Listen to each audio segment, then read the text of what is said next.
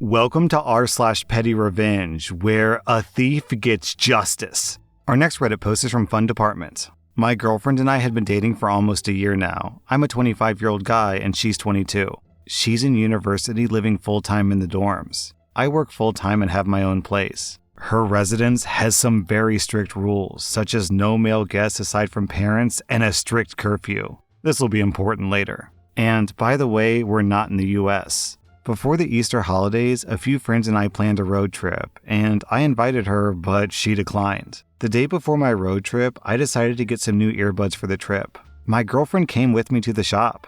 Once there, my girlfriend decided that she would also like a pair of AirPods. I relented and bought her a pair and got myself some Bose earbuds since I preferred those and I don't have an iPhone. On our way back to the university, she mentioned that she liked my earbuds since they look better than her AirPods. She took them, paired them with her phone, and started playing around with them. I didn't think much of it until she said that she wanted them and wanted to trade her AirPods with my earbuds. I told her no, because I don't have an iPhone, so AirPods would be useless to me.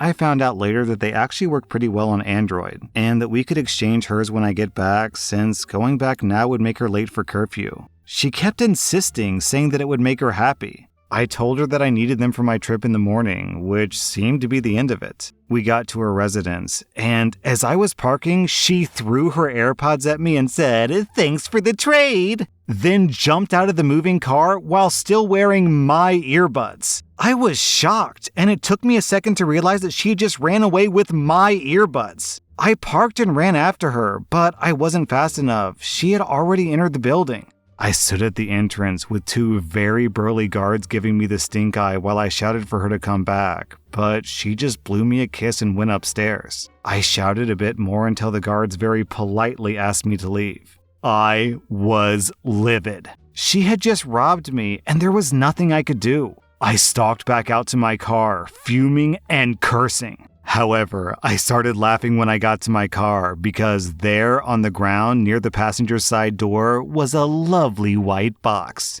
It seems that in her mad dash to run away, she had accidentally dropped the charging case. I picked it up, my day suddenly brighter, and drove back to the shop. I exchanged the AirPods and got new earbuds, then blocked her, and the next morning went for my road trip. I unblocked her when I got back yesterday, ready to deal with the shitstorm, and called her. At first, she was sweet and asked about my trip. Then she asked if she had left the charging case for her earbuds in my car. I told her that I had returned the AirPods and exchanged them for new earbuds, and since my new earbuds didn't work with my old charging case, I had thrown it away because I didn't need it. That triggered her, and she started shouting at me, calling me a butthole and demanding that I get her a new pair of earbuds or we're done. I said, "Okay, I guess we're done," and then hung up. I've been laughing ever since.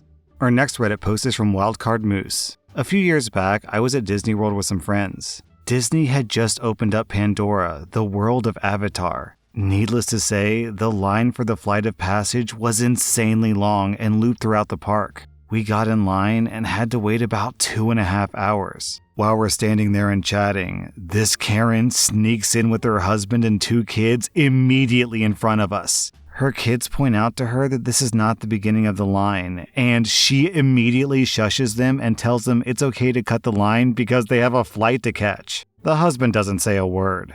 My friends were about to say something, but I immediately stopped them. My friends looked at me confused, to which I whisper, "Just watch and learn." We stand in line for about 45 more minutes until we're right at the entrance. That's when I decide to walk up to a security guard and tell him that this lady cut us in line and refused to go back to the end. I told him that I didn't want to cause a ruckus, so I waited until I saw him so he could talk to her. Sure enough, the guard walks up to her and says that she cut the line. She freaks out on him and says that she didn't and that she's been standing in line for a while. He asked her how long she'd been waiting, and she said over an hour, to which he replied that the wait for this ride was at least 3 hours, so she must have cut in. She was puzzled and frustrated, but she realized that she got caught, so she finally stopped yelling and agreed to leave.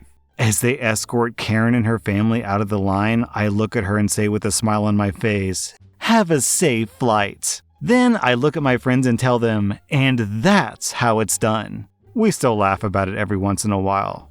Our next Reddit post is from Drunken Black Sheep. I'm a 26-year-old girl who looks like I wouldn't know a single thing about cars. I'm 5'3" with long blonde hair, a soft girly appearance, and an eternal baby face that makes me look about 15 to 16 years old. I drive a rather beat-up looking 2004 Avalon. My dad and brother are both mechanics. It's not my profession, but I've learned a thing or two from them, and I'm very comfortable working on cars. I'm only mentioning my appearance because it's pretty common for mechanics to assume that I'm an idiot about cars. A while back, I was pretty overwhelmed with life, and I didn't have a good space to do it, so I took my car in to get the oil changed. The place offered a free-of-charge head-to-toe inspection for any repairs that might need to be made. I knew that my car was fine. I had pretty recently changed the air filter and brake pads. The rotors had maybe 40,000 miles on them, and they were in great condition. I had a new serpentine belt too. I literally just didn't feel like changing my oil that day. And I should point out that before I went to the shop, I actually checked my air filter and it was, in fact, pristine. After they changed my oil, the guy came back with the inspection results on a clipboard and was holding my air filter. He had this grave look on his face like something was wrong. Mind you, this is a very busy place and there were lots of customers in the waiting room. He told me that we needed to go over the results because my car was about to be completely broken down. And also, it wasn't safe to drive if I didn't get several repairs done ASAP because these were all completely shot. The repairs: new brake pads, new rotors, new calipers, replaced serpentine and drive belt, new air filter, new compressors or my AC wasn't working, and a couple of more generic things. He showed me an air filter which was filled with dead grass, a dead wasp, some dirt, and hair. Dude, he really scooped some BS off the shop floor and put it in my brand new air filter to try to freak me out. The total? About $1,500 worth of work. He said it would have been more expensive anywhere else, but he was willing to give me a deal. So I immediately started buying time by asking some basic questions that I knew he would have to explain, so I could nod at him all wide-eyed while I came up with a good way to respond to what he was doing. What does the serpentine belt do? Is it important? Etc. I texted my dad, I'm calling you in a second, just play along. I told the guy, oh my god, that's so scary. I can't believe that I was driving around like that. Thank you so much for caring. I don't have the money, so let me call my daddy real quick to see if he can help me out. I can't afford this. I then proceeded to enhance my dramatic performance by even working up a tear while I called my dad. This guy is standing there with me in front of all of his customers. I put my phone on speaker and gave my dad a whole sob story about how I need money again and I'm really sorry. Can he help me? He asked what the repairs were and how much.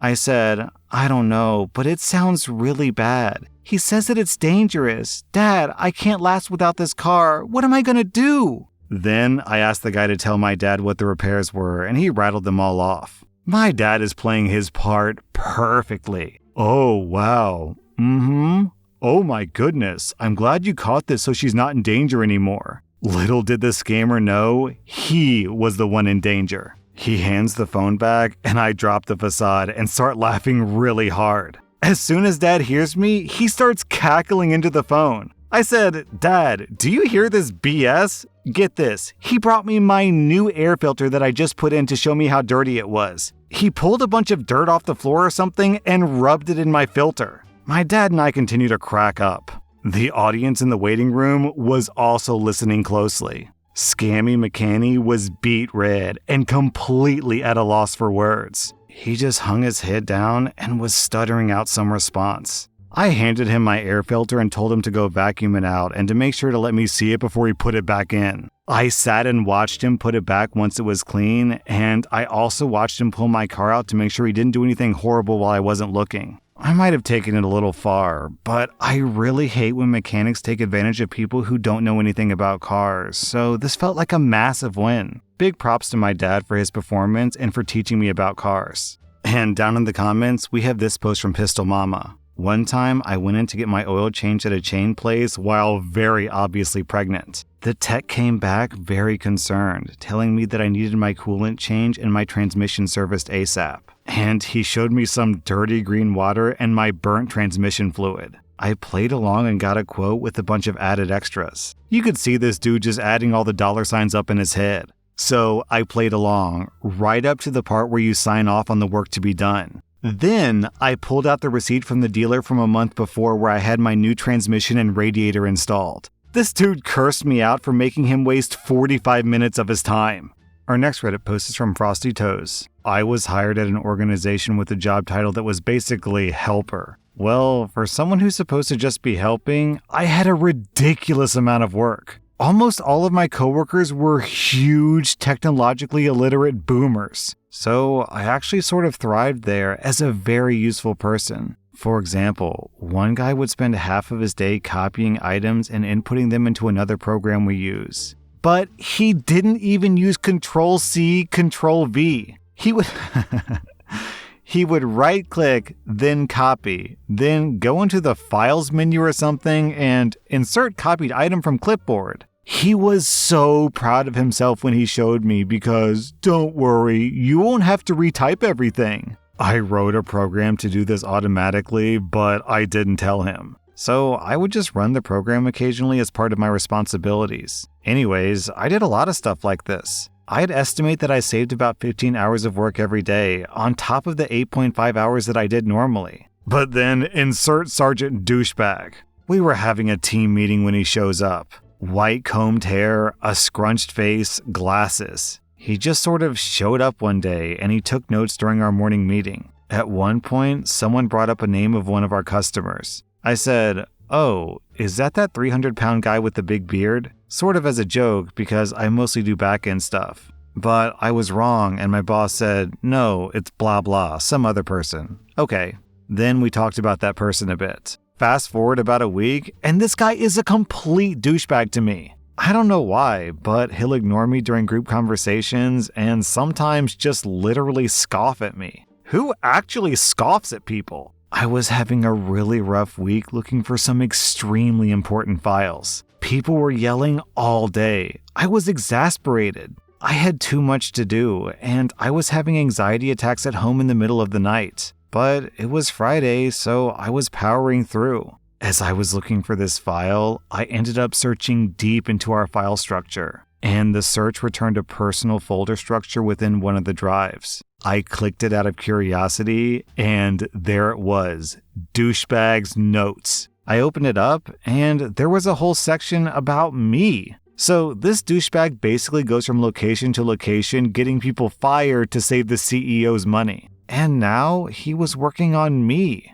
I scrolled through his notes, and at the very top I saw, OP thought that a 4'10", 24-year-old female patient was a 300-pound bearded man. Clearly atrocious attention to detail. That's just one example of how completely messed up his comments were. So in combination with my job, knowing that I wasn't getting paid enough for my effort, the horrible week I had, and this douchebag's comments, I said screw this. I set up 3 email configurations. One to my boss, letting him know that I'll be taking 2 weeks of vacation time to be sent at 10 p.m. tonight. One to the company, letting them know that I won't be present for 2 weeks, so whatever work they currently need me to do, they'll have to do themselves. That was to be sent Monday morning at 4 a.m. And third, for any emails that came in, I set an auto response that said, I'll be out for an unknown amount of time. For any routine, emergency, or even occasional issue, it's imperative that you reach out to Douchebag for assistance. Then I turned off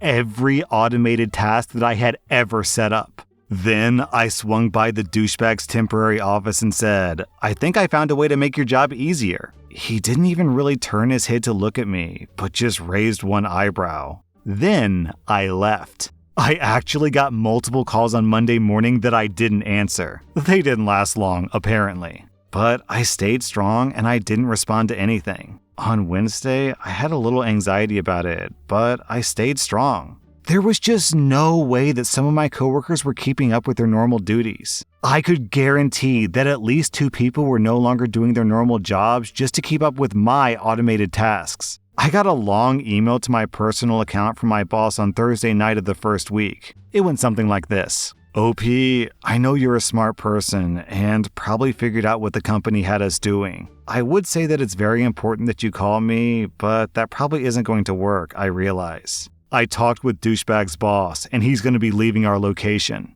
I explained that our progress meetings seem to be going in the wrong direction and that you're one of the most valuable employees here. I'm sure you're probably looking at other jobs at this point, or maybe you've even started one. I hope not.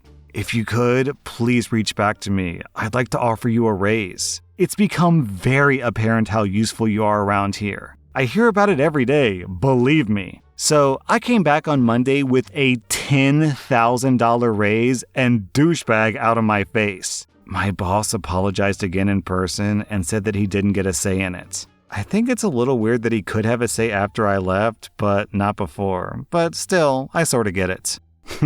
So my wife's old job, she used to work with a bunch of boomers in the office. And she would tell me stories where like one of the boomers would come to her and be like, "Excuse me, do you know how to do X?" And this isn't her job description, so she doesn't know how to do X, but she would say, "Okay, well, let me see if I can figure this out for you." And she would get in front of her computer with the boomer watching. She would go to Google and type in how to do X. And then she would click the first link that came up and she'd be like, "Yeah, so this link here shows you how to do X. So why don't you just try that?" And inevitably it would work because that's how you solve problems in 2022, right? So OP, this story is 100% believable to me. That was r/Pettyrevenge, and if you like this content, check out my podcast where I publish the exact same episodes. Also, hit that subscribe button because I put out new Reddit videos every single day.